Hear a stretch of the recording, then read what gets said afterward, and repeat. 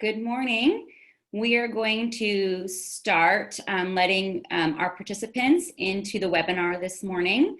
For those of you that are already on the screen, we want to say thank you for joining us this morning and welcome to our second parent education webinar in our Walnut Creek School District series.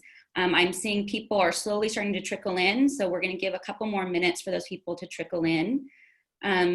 As we're waiting for people to come in, we just want to review again how this webinar is going to go. Today, you get to see our counselors from the Walnut Creek School District. We will be doing an informational presentation. And then in the chat, we are going to put a link to a Google form that will allow you to submit questions, give feedback, and also ideas for future topics.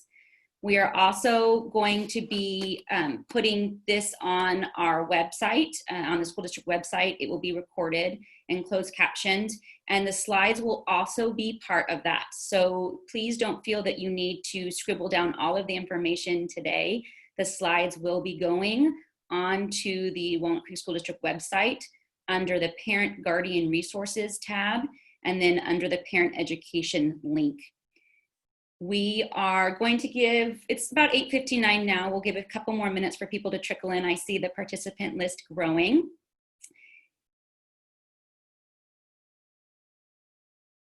We hope that you have made it through our first, I guess, a little over a week of distance learning, as it's been an adventure for all of us.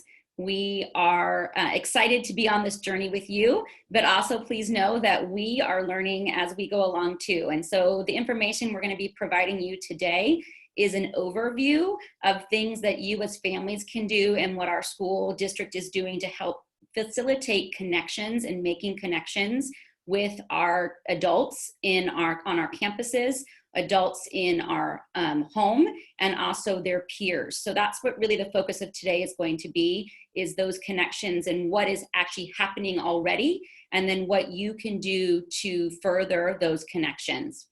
It is 9 o'clock, so we are going to go ahead and get started. I'm going to allow the rest of our counselors to introduce ourselves. Once again, my name is Dana Wagner, and I am the counselor at Tice Creek School.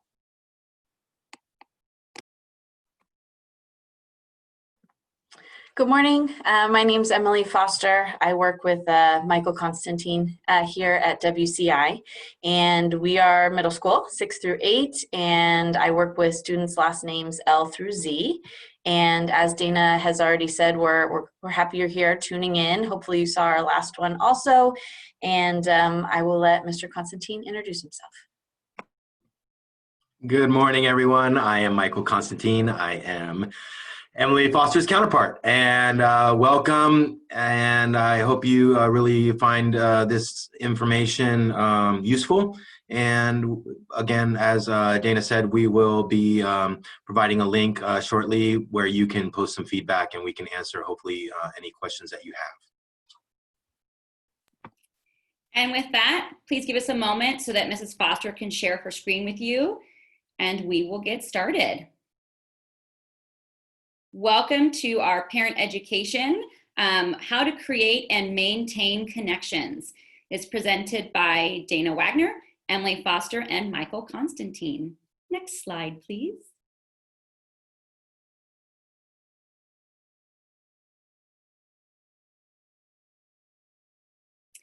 So today we're really going to focus on 3 topics. The first is building connections with adults. And we want to make sure that we are clear that adults don't only mean teachers, because you play such an important role in helping your child build connections. So we're going to focus on adults, making those connections with adults first today. And then we're going to talk about how we can maintain those old connections, whether they be from elementary school, whether they be from past grades, whether you've made a transition into a new school or a new grade, how to maintain those old connections. And then we'll be talking about how to make some new connections with the classmates that your child has. So we're going to start with building connections with teachers, staff, and families. And I actually was doing some research in here and was really looking at how our connections really begin with those that are around us. And so the people that are around us most right now are the people that are in our homes. And so relationships are really that priority to engagement and learning, especially when our young people are feeling isolated. And we think that they're only feeling isolated because they aren't having those connections outside the home. But a big part of it is that they're also not having those connections when they are inside the home. And so one of the things that you can do is really start thinking about how your family unit, whatever that looks like, is a huge part in connecting and providing opportunities for social connection, for promoting self-awareness, for modeling social awareness, and for building relationship skills. By thinking about the family unit, we're emphasizing community, we're emphasizing family, and we're also emphasizing the roles that we all play.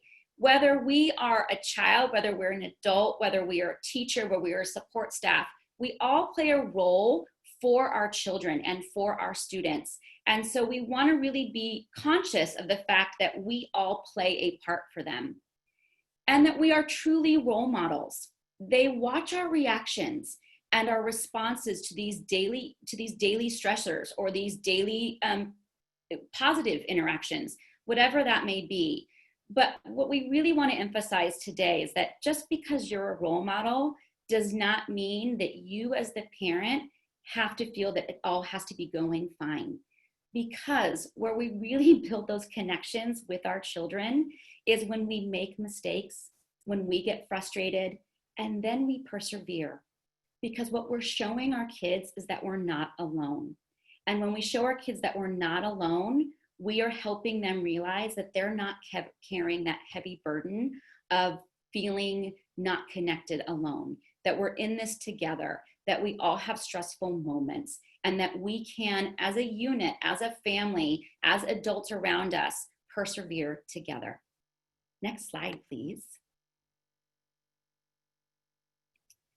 So how is elementary supporting this connection? Well, we really want to focus on our teacher and student connection because, again, that teacher in an elementary setting is where the adult comes into play the most for them. And so the morning meeting is a huge key to this puzzle of making sure that we are providing time for our students to make connections with their teacher in that social emotional learning. And really why this is so important is because it's not within the context of an academic subject, but it really is just focusing on me as the teacher getting to know you as the student, you as a student getting to know me as the teacher, and seeing us as not seeing staff and teachers not just as people that are talking at you, but people that want to be involved in your life and people that want to know you for who you are, which is a key element in developing connections in adults. We've also moved to a live instruction model, which is very different than what we had in spring. That live instruction with that interactive learning component isn't just so that our teachers are there teaching. It's because we want our students to see that there is a teacher there who is supporting them, who is encouraging them, and who is offering support when they need it. Also during the school day, we're developing those small group and one-to-one teacher time built in so that we can focus on student need, and that also we're building that connection so that our students know that our teachers are finding out how they work as learners and are meeting them where they need to be and are providing that small group or one-to-one support where they need it. And so it's not just a general overview for everybody, but that we're actually moving to getting that to know each other as learners and as teachers. There's also guest readers and guest speakers that are coming on. I've already had the privilege of being able to do a read aloud in a 5th grade class at my site. And we're doing that because we want to show our students that it's not just teachers who are there for them, but there are many other support staff that are there that are also adults who are here for them if they need it. And finally, having that specialist instruction and interactions on Wednesdays allows our kids again to see that their staff members that were there before are still there now, that we're also here for them, even if it's in a different format. Next slide. Okay, I'm just gonna unmute myself so I can cover middle school. Thank you, Dana. So how is middle school supporting this connection? And so as Dana had talked about, we've got real-time instruction, live classes. So hopefully your students' videos are on so that the teachers can see them and get more acquainted and feel like there's obviously a little more face-to-face time versus the spring. You've got the student support, academic prep, advise, and the advisory squire time. So all of those are times where it's not a classroom setting, and so it allows your students to have more one-on-one time. If they're the middle school kiddos. The squire time is awesome because it's the social emotional learning. So it's no longer about the academic piece, but more about development of your child and characteristics and connecting with peers. And it's just a great way to feel more connected with your teacher. Email communication, Google Classroom, those are all ways to keep the communication and enhance it. Blackboard messaging, counseling support. So I know that your kiddos aren't here with us, but us as counselors, we want you to know that we are here. And that we've got our websites up and running, and please feel free to ask for a session, email us, call us, you as the parent, and now that your students have their emails, you know, they themselves can reach out. I've been reaching out to students on their emails, and it's great to get a quick response, and I know that we are working on that communication and connecting. Admin and counseling presentations. So next week, hopefully Mr. Constantine and I are going to get into 6th grade classrooms so we can connect with our new 6th graders and just have more FaceTime with them, right? Since we're not on campus. Other ways of connecting is the web and Pride Day, PTA, back to school night is tonight for WCI. I hope you guys are attending, open house, and then, you know, fingers crossed in the spring we will have our science fair. All right, I will do next slide. So now we get to the point of what can you do as a family or as a parent to help make these connections with teachers and other adults. And there's a lot that you can do. And so we want you to know that this is a huge role that you play when we're helping our students connect to other adults, and eventually that carries into connecting with peers. And so building that unity and that compassion and caring is huge for you to be doing at home. And that happens through really explicit conversations. I think that it's really easy to get lost in the day-to-day. I do it as a family. We are a family with, you know, 2 middle schoolers, and my husband and I are both working, and it's a lot. But having explicit conversations about feelings they're having, about giving them some vocabulary around frustration instead of just angry, or, you know, confused instead of mad. Having those conversations with them and interacting back and forth with those family meetings or explicit conversation times is huge, because it gives our children the idea that we are part of a give and take, just as we would in any other kind of conversation. And so when they go to connect with their teacher or those other adults that are at their school, they're going to understand that those adults are also going to help give them that language and that vocabulary to help them connect. Here's a big one. When we're in this distance learning, there's just a lot of isolation that happens naturally. It happens because we have to put our kids into separate rooms so they can be on their classes. It happens because I'm maybe locked in my office, or you're having to be on a business call.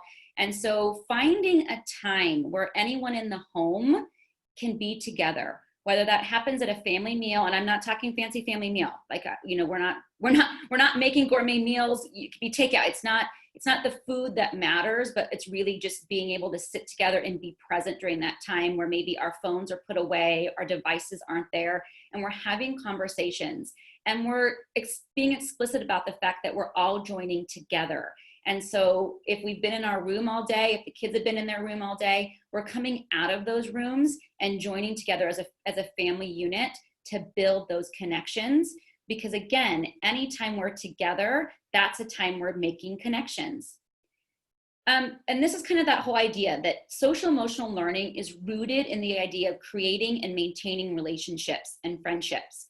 right? We manage emotions, we make responsible decisions. All of those happen in a family unit. So what's really happening for your family is that they are creating all the skills they need to build connections. And so we owe things to our family. We're responsible to them. If we don't do our part, we let people down. If we can't manage our emotions, we are not going to get our needs met. That same thing happens in the home. And so having those moments where you're noticing those good and bad and pointing them out as a way to help them build connections is huge. So for example, if you have chores that you have your child doing, they're responsible for that. If they don't follow through with that, having that conversation of why it's an issue. So not just you didn't do it now, but here's why I need you to do this for me. Here's why it matters. I need you to be a part of me, and you need me to be a part of you. That's that connection. But we also want to notice when they do the good things, right? So when they show that perseverance, or when they show that flexibility, which is really hard right now, so any flexibility is awesome. When they show any kind of independence or generosity with their siblings or anything else in those day-to-day interactions, praising them is a huge piece of this, because we want to encourage that positive behavior, because that also carries over to their peers and their other teachers when they're at school. Another thing that you can do, and this sounds kind of silly, but it's a really good one, and it's called thinking aloud. As educators, we do this a lot. We share our processes of what's going on in our mind outside outside talking. So instead of thinking to myself, okay, I have a meeting today, but I also have to get my kids lunch, and then I need to help them get on to their afternoon academic prep class. Instead of keeping that all in my head, I would actually share that out loud with my kids and work through the process. Okay, I'm going to do this first. I'm going to write this down so I remember. I'm going to remind so-and-so to do this. So any of those processes that you can think aloud are really helpful for kids to see how it works. The other thing is we're going to have a huge resource. We have 2 slides at the end of resources of things that you can actually do with your families, and also some parenting tips and advice. But any activities that you can do together is huge. Again, we're trying to build connection, and we're trying to see that it happens all around us all the time. And so when we say we feel alone, or where you have nothing to do, or the kids are saying they're bored, all of those things are not making connections. And so finding ways, simple ways to make those connections, whether it be playing a board game, whether it be having writing a letter to a friend, any of those things are important that you can do. Also, as a parent, having kids to class on time is huge for making that connection with their teacher, because our morning meeting times, our advisory times, our Squire times, we want to make sure our kids feel that they're in the loop with their teacher. If they come in late, they're playing this game of catch up the whole class. And that doesn't matter if we were in Zoom or if we were in regular classes. We don't want that stress to be added on. And so by being able to join at the beginning, we feel included. We feel that we're part of it. Your child feels that they're part of the class and are part of the teacher's community. And that's really what we're trying to build. The other part is making sure that they're staying connected in those academic preps or small group times. That's a really great time for them to have that one-on-one or that small group time with their teacher. And so reminding them, for middle school, it might be reminding them to go on and do academic prep. For our littles, your teacher is providing that small group time. So even asking them if they have that small group time with their teacher, or that communication piece with your teacher, between your teacher and your child and you. And the next one is a really big one. And it's something we talked about in our last webinar, and it's something we want to bring up again. And it's that idea of self-advocacy. When we advocate for ourselves, we are being proactive as being a part of a community. And it's a huge part to building connections. But a lot of our kids don't know how to go around about doing it. They know they need help with something, or they know that something's not right, but they don't have the language around it, or they can't get to the bottom of it. And this is something as a parent you can really be helpful in. Maybe it's asking those questions about where they're stuck or where they need help. And then actually role playing, practicing, talking with their teacher about it. So for example, if your child is stuck on an assignment, or isn't sure about what to do on an assignment, how are they going to use the language to reach out to their teacher? What are they going to do? Practice that with them. They can be the teacher, you can be the student. You can practice asking the questions back and forth. Maybe you might sticky note it and put a reminder, just so that they have some kind of tool with them as they go in to meet that adult that's going to help them in their school day. And then a couple other things to think about is think old school. Telephone calls and letters. We have a lot of senior citizens in our community. We have a lot of family members maybe that live far away from us. Maybe we even have old friends that we moved away from, or we have family members that moved away from us. Being able to have those telephone skills is a huge piece of communication and connection. And our kids actually don't have a lot of that. And so teaching them that give and take of asking a question, listening for the answer, responding to that answer, and then building a question based on that answer. That's that give and take. And if you listen to your kids on the phone, it's quite amazing to see that they don't actually have a lot of those skills. And so it's a great practice way, even if it's just calling a grandparent or calling an aunt or uncle, calling a cousin, something where they can get into that habit of finding other ways to connect. And again, letter writing is a beautiful art that is much appreciated by a lot of people, but we just don't do that much anymore. And it's a great way to kind of connect with people in a meaningful way. When people get letters, they feel that you care about them. And so you make those connections. And then communities and clubs, those are still happening. There's still a lot in our community. I know that at the middle school level in the e-news, there was just an advertisement for the National Charity League for Boys. There's a girls version of that. We still have our Boy Scouts and Girl Scouts happening. We still have after school programs happening. We still have volunteer services happening in our community. And so seeing other adults in action is also a great way to build connections. So it's also not just all on you as the adult, but they have other adults in their lives that can build those connections. All right, and that's it for me. Thank you, Dana. All right, I'm going to touch just a little bit on maintaining old connections. So, the saying my mom used to always tell me is, make new friends, but keep the old. One is silver and the other is gold. So it's important as we're going through this, challenging, unknown time, it is important to try to maintain friendships that you've had. Why is this important? Because it helps with morale and social emotional well-being. It helps you feel a sense of belonging, so you don't feel as isolated. Yes, unfortunately, your students are, at their hopefully work desk, somewhere in your space all day, maybe feeling a little isolated, but we're hopefully giving you and them some tools to use so that they don't feel as alone. So here are some ideas that we consolidated. So Google Hangouts. So this is like a messaging free video that your student can do. It's a free app, or it can be used on Google Chrome. And it has features like photo stickers, little fun emojis, fun ways for your child to communicate with their old friends. FaceTime, which I know we're all probably using. And so I FaceTime my family often, I would say almost every day. And so that's a great way for your child to check in with their friends, see how they're doing. Zoom, just like we're doing right now, is not just for school. So my grandma turned 96 last month, and so she's in San Diego, and we had a Zoom party, and it wasn't as fun with not cutting the cake and the whole thing, but we got to see her, and we got to see all of us on the screen, and so there was a togetherness that we definitely felt from that. Skype is another tool that you can use.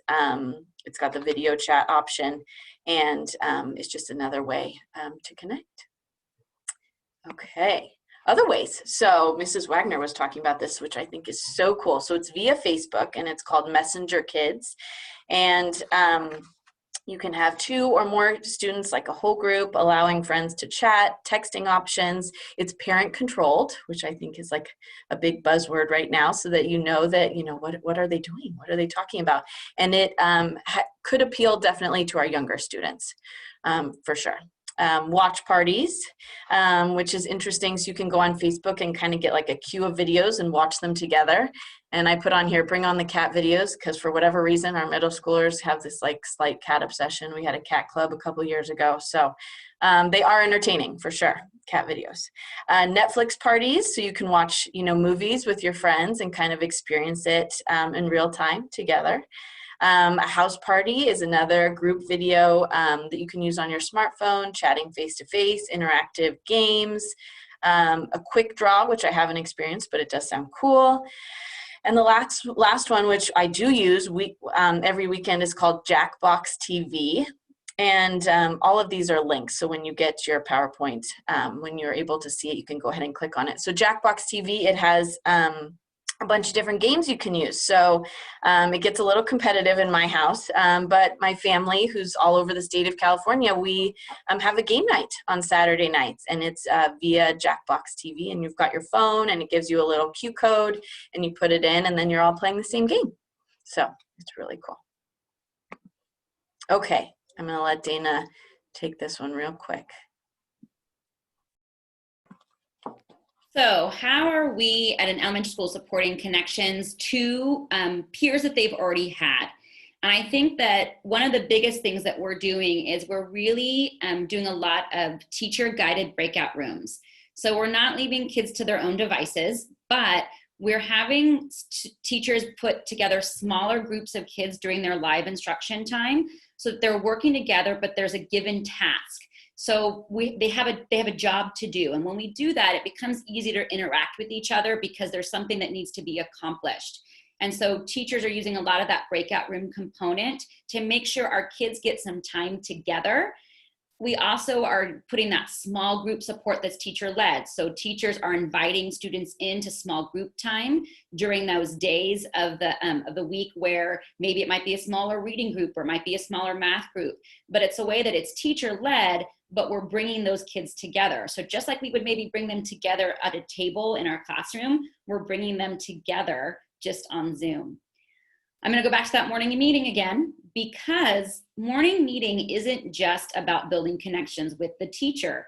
It's also about building connections with your students that are around you. So your child has a classroom full of kids, and morning meeting is that time where they're getting to know about their classmates. So they're talking about their favorite things. They're doing 2 truths and a lie. They're playing games. They're having read alouds and asking opinions about how they feel about certain things. When we do that, your child is taking in what their peers are saying and are saying, okay, that's something that I can connect with them on. Oh, I feel that same way. So we're finding those commonalities during that morning meeting time, and also addressing each other as people. And so one of the big things about morning meetings is that we are having those interactions with each other and seeing each other as other students. So again, that idea that we're in this together. There's also partner and group work time. So instead of a small group, it might even be something where it's just 2 students together in a breakout room, and they're maybe doing a quick pair share so that they're, again, seeing each other, connecting with each other, and then going back to their classroom, Zoom classroom. It's been some really cool things. I've seen teachers ask the student input. So they're asking, like, who do you already know? Who would you like to be put in a group with? So getting those connections to be able to maintain some of those old connections maybe they had last year with their classroom in 3rd grade. Now they've got them in 4th grade, and they're able to kind of come together again. The other part of this is that there's these inherent student support strategies that teachers use, and it builds community. And that's the whole idea, is that we're trying to get our kids who have been together for a while, maintain that community. And so that common language that they're using in the classroom, the teachers are giving them vocabulary that they're going to keep using again and again and again. It brings commonality. We have these sentence starters. So I agree with you. I see it differently because. So giving them some language that allows them to communicate with their peers. Sharing time, we still have sharing, sharing your ideas. My kids have been running around the house the last week, grabbing things all over the house to show their favorite thing or something they like or something that bothers them, or, all of these different things that we're sharing. And it's a great way to connect. Group work projects are part of that. And then also those nonverbal Zoom tools. And so things like raise your hand on the Zoom link. If you agree, thumbs up, hands on forehead. all of those kind of fun things that we can see our peers doing, to see that oh, they are like us, or they're different from us. Again, it's all about seeing how we connect together.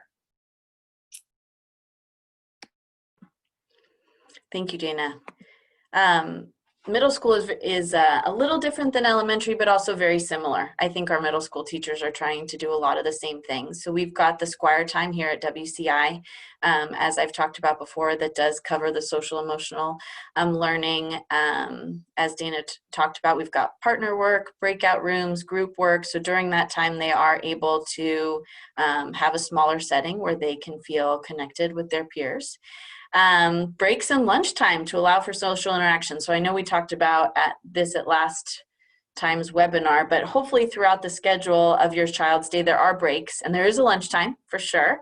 And so during that time is a great time to say, you know, whatever it is, get some food, move your body, and then, yeah, touch base with your bestie, see how his or her day is going. So that you feel like, you know, on a daily basis, you do feel connected. And then the subject-wide aligned curriculum. So we're working really hard on that this year, especially to, you know, Core 7. Everyone should be on a pretty similar page. So you can ask your bestie, like, oh, how did it go in Science 7 today? Are you working on the same lab we're working on? So that way they can have a common language. So they feel like they're together, if not physically, together and connecting. Okay, so what can parents do? So encourage your children to communicate with their friends. So I know that the first part is just making sure that they understand that relationships take work. And even I, as an adult during this time, you know, I haven't been able to do the normal social stuff I would. And so how do you need to model for your student how you maintain? So, you know, texting is a big part of it. And I text a lot of my friends, how's your morning going? Trying to ask them questions and feel like there's support. You know, I think another piece is to ask, how are you feeling about your friends, and ask if they need support. So I know that it's harder for maybe our older ones, especially, to articulate if they do need help with this. And so across the board, it is good to ask, you know, how are you feeling about your friendships and your connections, and can I support you? And I love this part, this Miss Wagner was helping me realize, is playdates still exist. You know, they do exist, you just have to coordinate them. And this may be virtually, as I've talked about, with like Jackbox TV, game night, or maybe socially distanced. So, you know, following state and local guidelines, you know, outdoor activities with masks. At my son's daycare, they bring a beach towel. And so when they are outside doing whatever sort of play they're doing, they've each got their little beach towel, and you don't go into Gus's beach towel, right? That's kind of like the rule at school right now, is don't get on the beach towel unless it's yours. You know, bike rides, hikes, walks. Luckily, fingers crossed, I think our smoke is mostly gone for now, and so we can be outside and have those play dates and connect and feel together with our old friends. All right, Mr. Constantine, it's all you. Thank you, Emily and Dana. All right, so making new connections. I mean, normally this is one of my favorite times of the year, besides doing all the scheduling errors. I really enjoy seeing, you know, students come in with this fire and energy to connect with their old friends, see how they've grown over the summer, and also start to make new friends. And our sixth graders, they're so cute. They're so eager to follow the rules at this point. They're obedient, and they're shy, but within 2 weeks, they're already starting to make those new connections and introduce friends to their other elementary school friends. And I remember, as, you know, an elementary kid myself, it was just an exciting time to really get to know who the teacher is going to be this year. Or do I have some of my same friends in my classroom? Are there new students at the school? Do they like sports like I do? So it's just a really fun time. Now, obviously, it's different at the moment, but as a counselor, I always hold such extreme amount of value to the social side of school. It's really vital, and I think it really goes hand in hand with academics, right? Because having meaningful friends, they can positively affect a child's school performance. If a child has lots of friends and they're making new friends, they're obviously going to be more motivated to attend. Hopefully, if they have friends that participate, they're going to want to participate because their friends are modeling that. And studies show that high-achieving students, they extend ties with other high-achieving students. So hopefully, they're making friends with other students that are participating and there are becoming meaningful for them. Students, they yearn for that acceptance of their peers. We all want to have a sense of belonging, and school is where we learn a lot of that. Obviously, they do learn that at home with their siblings and family, but at school, they get a lot of that. And as counselors, I get to see a big chunk of students coming into the counseling office. I'm sure Emily and Dana see that as well, of dealing with social issues. They want to resolve conflicts. They want to make new friends. They are worried about their friends. So it's just so important for them to feel connected to their peers. Friends also increase the emotional and coping skills that can help them become well-adapted adults. We all learn how to get along with others through our peers. We learn how to resolve conflicts and solve other issues with our friends for sometimes good times and sometimes bad times, but we learn from that, and that kind of helps us adapt as adults. And again, being able to connect with your peers shows that it increases your sense of belonging, increases your self-esteem, reduces your stress levels. It can lower your anxiety and depression, and it also is another support system for peers. And with elementary school kids as well, I mean, they're still going to look to their families as number one, but they are starting to gain that, that modeling from their peers as well. Next slide. All right, so how can elementary support this connection, or how are we supporting this connection? I think that it's really important to assure our new families out there that your teachers know who our new students are, and they're very cognizant of that as they're working with your students. And so again, I'm going to stress that morning meeting time again, because this is a time where someone who might be new to the school or is looking to make new connections, if that happens to be your child, they're able to see who they have things in common with during a morning meeting, who they connect with, who they see, maybe they see things through the same lens. So all of those things happen during that morning meeting when they also are, and I want to say not vulnerable is not the right word, but we're talking about more personal things to us, which can actually be a huge way to connect with others, because that's when we're seeing that empathy for others. That's when we're seeing that's how we're seeing ourselves in others. The small group instruction is scaffolded in elementary school to elicit student response. So your child's teacher is not just saying, go meet for 10 minutes and come back, but they're actually creating, it might be something that they need to specifically answer. It might be something that they need to show as a product. It might be something that they need to share out when they get back to the big group. So the idea is to elicit student response so that we don't have a bunch of kids just sitting silently in a small group with their teacher. It's that get back and forth. And when we're able to elicit student response, we feel that our new connections are being made because we are communicating with others in our group, or we're communicating with that adult. And so that's how we're building that new connection there. Those support strategies are huge. Those conversation starters, those sharing out, those bake out rooms, those sentence stems, because again, we're scaffolding the response. So it's a little bit of a safer environment. So instead of it just being, who are you? I want to know about you. We're maybe taking an academic content, or we're taking something that is a common topic, and we're just all sharing our response to that common topic, which again allows us to start feeling connected. We're also having live screens. And so we're asking that our kids, we see your kids' faces, that we see your children's names on Zoom.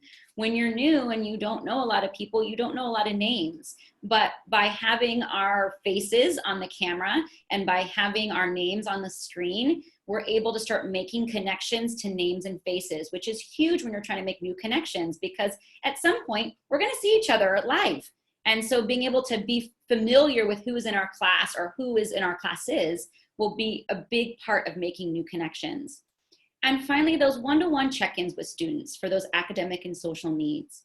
When you are new or you are trying to make new connections, one of the things that is really hard is to put yourself out there. And so by having the teacher invite the student in to either some one-to-one check-ins or even a small group check-in, we're allowing the child an opening. And that's a huge part of building connections, because now instead of waiting for them to kind of take it upon themselves, we're really trying to be proactive and inviting them in so that they feel wanted and already feel safer. Next slide. All right, so how is the middle school supporting this connection? Well, a lot of these things that the school is doing parallel what previous slides have shown, but they do help with giving students chances to build some new connections. So normally we have our web days where everybody belongs in WCI, where it's so amazing and all the kids get to go into the gym and are welcomed by their peers, their upperclassmen, and the sixth graders are so excited and nervous at the same time, and they see how big our school is and how many other students are coming into the school, but it builds so much excitement, and also they get to get a tour of the school and really get to ask questions to their peers. Unfortunately, we're not doing that, but we did have a web day where they did experience a little bit of that, and we will have our Pride Days, and that's where it's a student-driven SEL component where we use our Sandy Hook, our Say Something curriculum, where they really can actually get to focus on learning about themselves and taking care of others, and hopefully finding those isolated kids and getting them connected.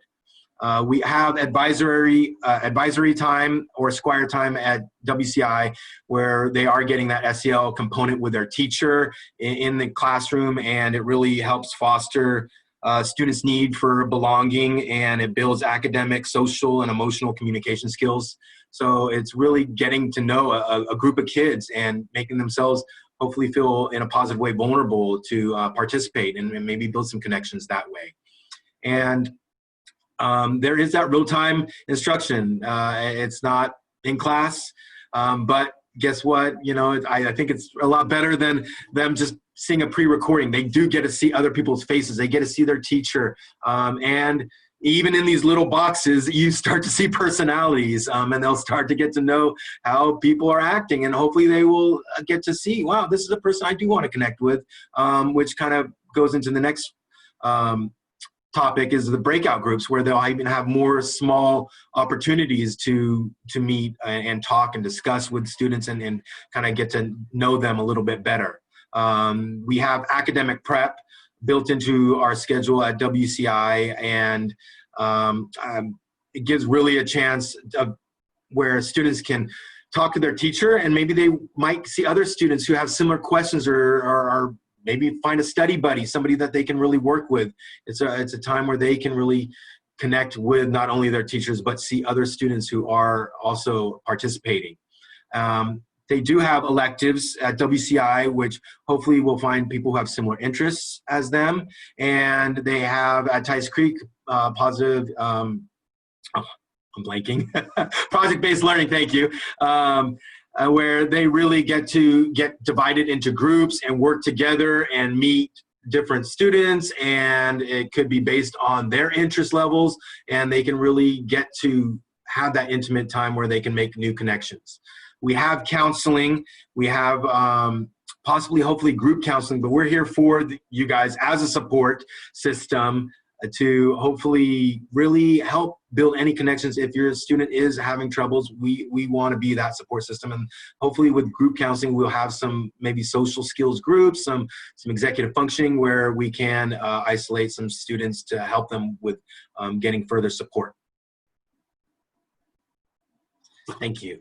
So what can you do as parents? Well, as stated before, I think in the previous parent ed, is that you guys are the ambassadors of modeling positive behavior, right? You guys, if you foster a loving, supportive, and accepting relationship with your children, well, that's gonna spill over into them hopefully feeling confident to connect with others. And we want to encourage that they do participate. And I think that's the hard part for parents is finding that balance of forcing them to feel like they're participating and having them feel like it's kind of their idea to participate. So we really have to, you know, help them to feel and encourage them that it's a good thing to participate, and it's a great way for them to get connected with their peers. And making sure that we do find that balance and provide opportunities to spend time with others. Is that there's that academic component still doing distance learning, but they should still have that time where they can connect with existing friends, and hopefully that will also give them chances to maybe make new connection times where they can, like I said, have a study buddy, maybe ask a friend if they want to have a Zoom chat or meet or do something that's appropriate. Which also segues into making sure that you do set those expectations and appropriate behaviors, that they are, if they are meeting online or they are in classroom, that they are still behaving because they are setting example with their peers, and we want to make sure that they're setting a positive example for themselves. And consider family technology contracts, because we are, you know, especially in middle school, they're using so many different social media platforms. You just might want to make sure that you have some type of contract, some type of idea of knowing that they know that you're monitoring them, and they know what is expected for them to when they are using different technology. Also attending and participating in PTA back to school night, which I think most of you guys have already hopefully done. We have that WCI tonight. You have newsletters that go out, and they have Facebook groups that is school specific and even grade specific through PTA that you can join. I know in elementary schools, I think PTA and some of the schools, they also foster new families. They hook them up with mentor families that are existing families there to help them learn the ropes. So please take part of that. That's a great way for you to get connected, but also to get to know our community and really connect with others. And looking into what our community has to offer, there are different, going backwards, but there's different things that our community can offer. We still have the Parks and Recreation that have some virtual learning classes where I think that they can do some cooking, they can learn some health class for teens and young elementary school students. I think there's virtual soccer as well. So please take a look at what the community has to offer. I think 4-H, if you're into animals, is something they can do. You can even go to virtual museums and zoos and see if you can connect there as well with some friends. So lastly, I think it's just so important that you talk to your child, have those open-ended conversations with them, because they will give you one-word responses if you don't give them open-ended questions. But they're still looking up to you, and they're looking for guidance, and you can gauge their temperature of how they are connecting with students at school through distance learning.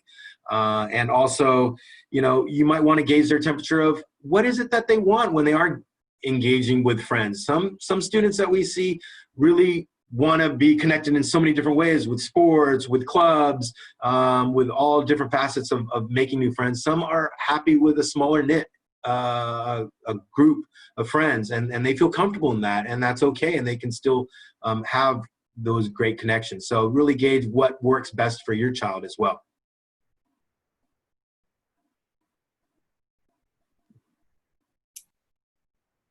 So we've, again, provided a lot of information to digest in this 45-minute session. And we want to leave you with even more, but we want to be able for you to do it in your own time. And so I know a lot of these things that we were talking about involves conversations, and we know that those conversations take time, but we can't emphasize to you enough how much those explicit conversations help build those connections for your child. I know, all of us, the three of us have talked about how our days are really busy and they're really sometimes hard to get those in, but those conversations become the most important part of our days. And so finding those priorities for you, it doesn't have to be a long time. It could be going to bed. It could be a 10-minute lunch session, but just those days each time you're connecting with your kids.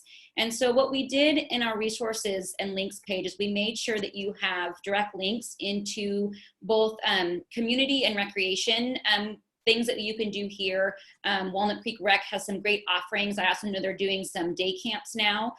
For those of you that are working families, they are offering some all-day programs, which is huge here in Walnut Creek.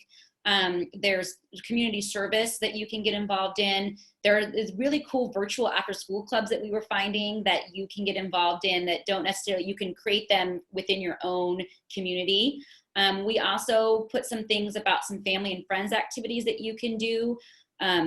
There's all kinds of great information out there, but so take some time to look at those links. And then if you go to the last resource and link page that Emily will click into, there's also some parenting support, because at the end of the day, this is a lot for us as parents to take on, and we realize that, and we really don't want you to feel that you're alone in that. And we're not judging parenting, and we're not asking for you to be the experts on this. Neither are we. We're all in this together, and we have to find ways that we can support each other. And so we want to just give you some things that might help. There's some great things on Common Sense Media about family media agreements, contracts that you can have, the use of screen time, some things with the app, the Messenger Kids app, how that works, some ways that you as a parent and teen can connect, and some great things from the Child Mind Institute about siblings, which is a really hard part in this. And we recognize that and want you to know that it's hard, because that is part of their community right now, are their siblings. And so to help those sibling squabbles. And then our district website also has resources on specific social emotional learnings that you can do within the home. So once again, we want to say thank you very much for joining us. I'm going to have Emily stop sharing her screen so that we can say our goodbyes. We do want you to know that this has been recorded and that we will be putting it up on our website. So everything that you saw today is recorded and can be used at your convenience.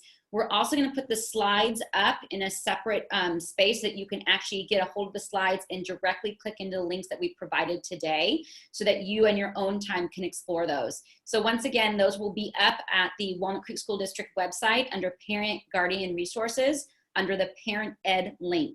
Once you click into that, you'll see our first webinar series we did about getting tips for getting ready to school, which are still great to look at. There's still a lot of information in there. And then we'll also be adding this slideshow as well as the presentation itself.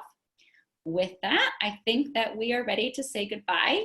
Thank you for joining us in this time, and we appreciate that you're taking time out of your day to work with us to help create these positive connections for your children. They mean a lot to us.